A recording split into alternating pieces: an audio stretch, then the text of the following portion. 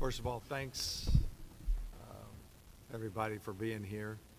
I know during these COVID times, we've done a lot of Zooms and we're getting a little sick of them, but it's actually great to see all the faces that are here today. As you saw last night, we had the NBA draft. It's one of the most exciting things for us in basketball. It's a way to improve your team. It's a way to potentially make trades and identify talent that you're interested in. And as you go through your process, you hope that your players that you're active to get are there. The one thing I can say about this draft is that we got two fantastic kids, and as a way of introduction, I'd like to introduce you guys to Chris Duarte from the University of Oregon and Isaiah Jackson from the University of Kentucky. The draft was very active. There was a lot of moving parts, but we were able to really maneuver and move up to get Isaiah, and a lot of credit goes to our scouting staff for getting us prepared for that, led by Ryan Carr, and then was executed and really worked the phones, Chad Buchanan and Kelly Crosskoff and Ted Wu. So really excited to be here today. We got two young kids and a couple people I'd like to recognize. Charles Briscoe, Chris's agent, was phenomenal to work with. Thank you very much for your part in this. And Drew Morrison, where's Drew? Drew back there. Thank you very much.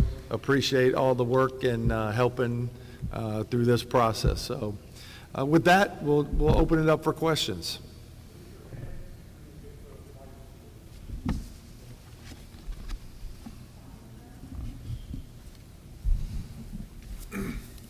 Hey Chris, I'm Bob Kravitz with The Athletic here in Indianapolis. Can you tell us a little bit more about your son and how his birth has changed you in your life? Well, first, how you doing? First of all, his name is Christopher Jr. He was born in 2020, right when COVID hit. So I got the chance to go home and spend 5 months with him. That boy, I love that boy.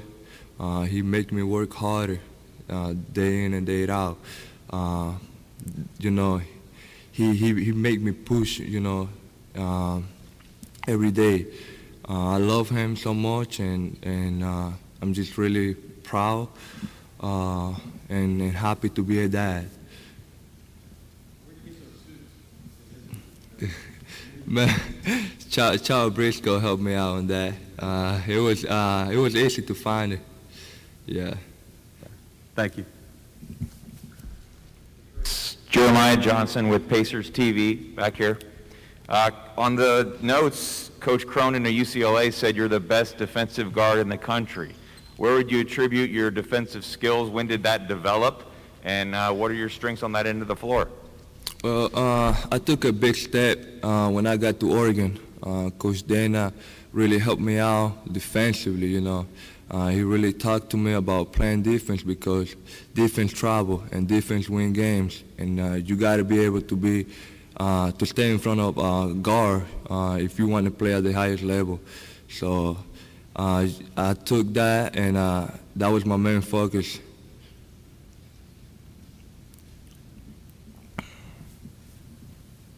Hey, Chris, Kevin Brockway, CNH Newspapers, Indiana. I heard or read yesterday that you could throw a baseball 90 miles an hour, or you used to, when you were at Northwest Florida. I'm just curious, growing up in the Dominican, when did kind of basketball become a path, and was there kind of a crossroads between whether you're going to be a baseball player or a basketball player? Or? Well, every Dominican kid dreams is to make it to the major league. Back home, I grew up playing baseball. My dad, who raised me, he was always there, making sure I was doing the right thing on and off the baseball field. And then I just stopped when I was 13, 14 years old and switched it up to basketball. But you know what's funny? A lot of people don't believe me. I throw 90 though. But you know, I'm gonna prove it though. I'm gonna show it one time. Briscoe, not even Briscoe believe me. Hey, Isaiah, this is for you. WheatHotchkissPacers.com. You mentioned last night that when you worked out here, the Rick paid some individual attention to you. What did that mean to you to have not only a coach, but the head coach doing some individual work with you during that process? I mean, I think it meant a lot to me. Just from after getting a workout, like just him just helping me with like shooting techniques and stuff. I feel like, I mean, that made me sort of, feel more comfortable, like, and sort of, in a way, like, let me know, like, that, the Pacers organization wants me, so. Isaiah Cristaneri, Pacers TV. You played at Kentucky for Coach Cal. There have been so many successful NBA players that have come out of Kentucky. What did you learn in your year at Kentucky that you think will help you moving forward? Just playing tough and bringing it all every night. I feel like that's something that I learned playing at Kentucky. Just coming out, just playing my brand of basketball pretty much, and just playing tough and playing hard. Chris, excuse all these background questions, but when did you become comfortable with English, and how did you learn? So I had to learn when I came to the United States when I was 16, my first time, and then I came back when I was 17, almost 18. I really learned using Duolingo and just talking to my teammates. You know, I had to communicate. You know, I had to be able to talk. So, and I really felt comfortable. You know, when I got to Oregon. When I got to JUCO, you know, highest level in high school, and then, coach really didn't understand me a lot, so I really had to work and force myself.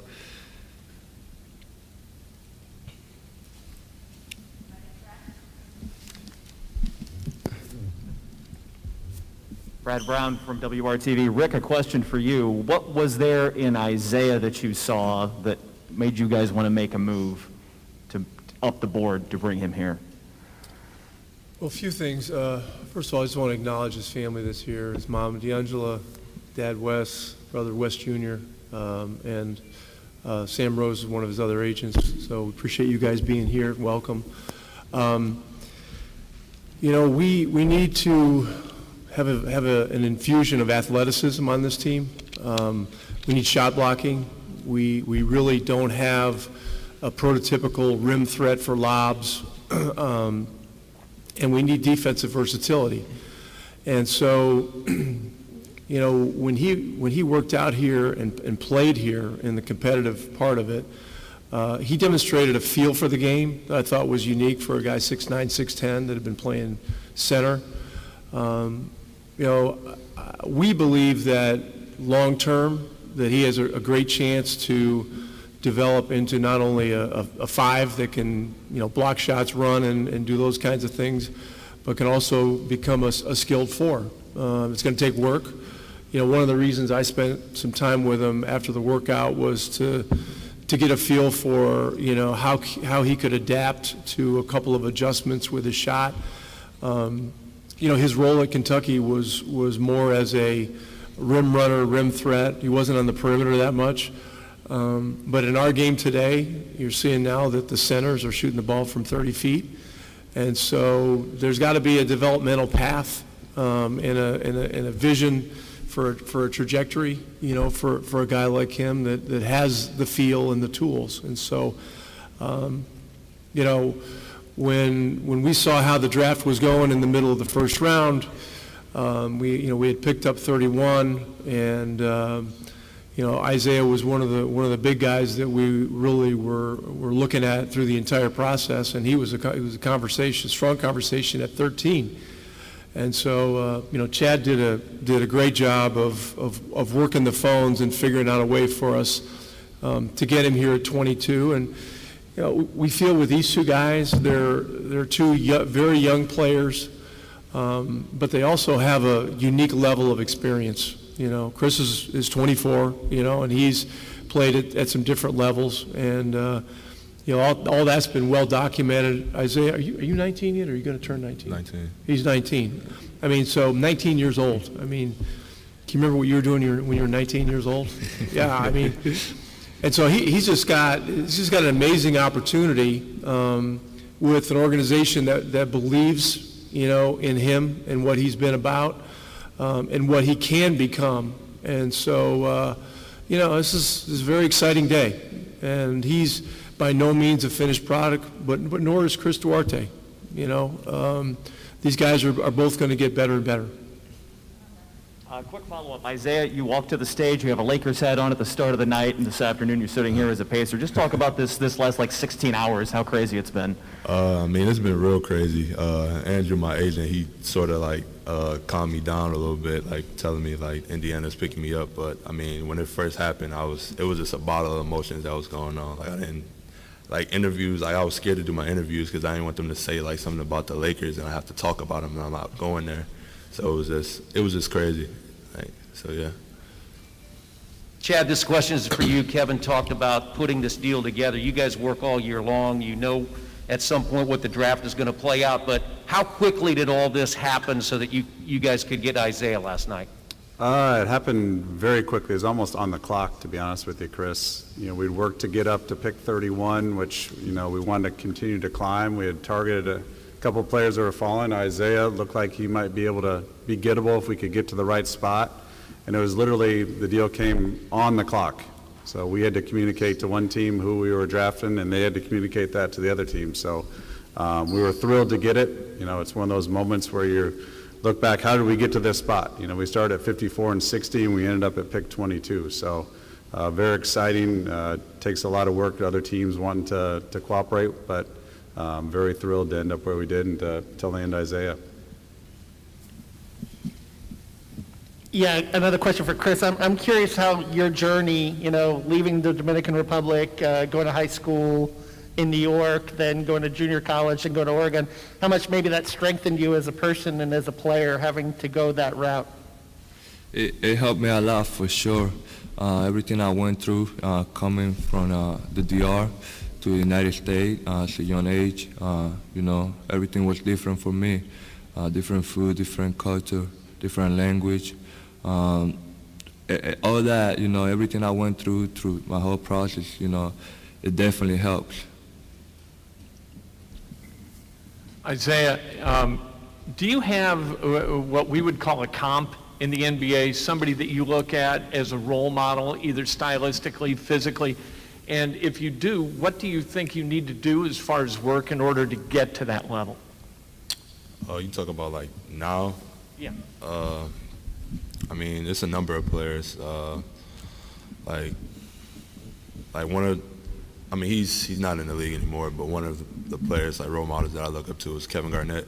Like, and I feel like with the work that I'm going to like put in and continue to put in, like I feel like I can get to his level.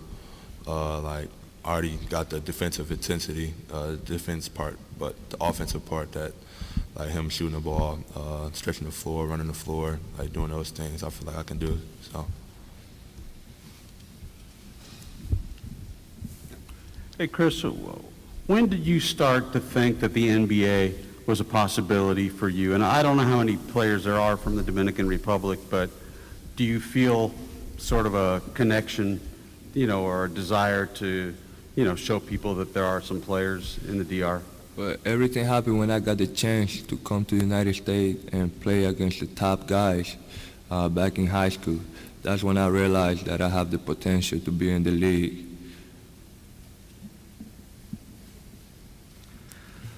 Isaiah, when you first found out that the Pacers were acquiring you, what did you think? And did any part of it think about your family and friends in Michigan and even people you met in Lexington, that you will be so close to so many people that are important to you? Yeah, of course. I mean, I hold my family dearly, like, to my heart. So, I mean, just hearing that I was getting picked up, like, close to home, it just, I mean, put a smile on my face. Like, it was just like I said, it was just a bottle of emotions that night. Like, it was crazy, but yeah. Yeah, one more for Kevin. There's so many things that you guys like about Chris. What was kind of the one trait, though, that said, hey, we have to have this guy at number 13? I think there's a couple things, not just one. We spoke to his college coach, Coach Altman, who we've had a great relationship over the years. He basically said he's the most competitive kid he's ever coached. And he's willing to do the work to become a great defensive player and an offensive player. On the court, so away from just sort of a psychological makeup of the competitiveness, I think on the court, as you're watching the finals and the semifinals, and there seems to be one trait that is getting elevated and more important every year, and that is, can you break a guy down off the dribble and elevate and shoot? And he's elite at that. Like, some of his analytics and his field goal percentages are off the charts, and so he's a shot maker. He's a shot creator, but he's also a shot maker. And you know, as this game is changing right before our eyes, you know, that's one of the most important things that we need, is guys that can create, not only for themselves but for others, but then be able to rise up and shoot over people.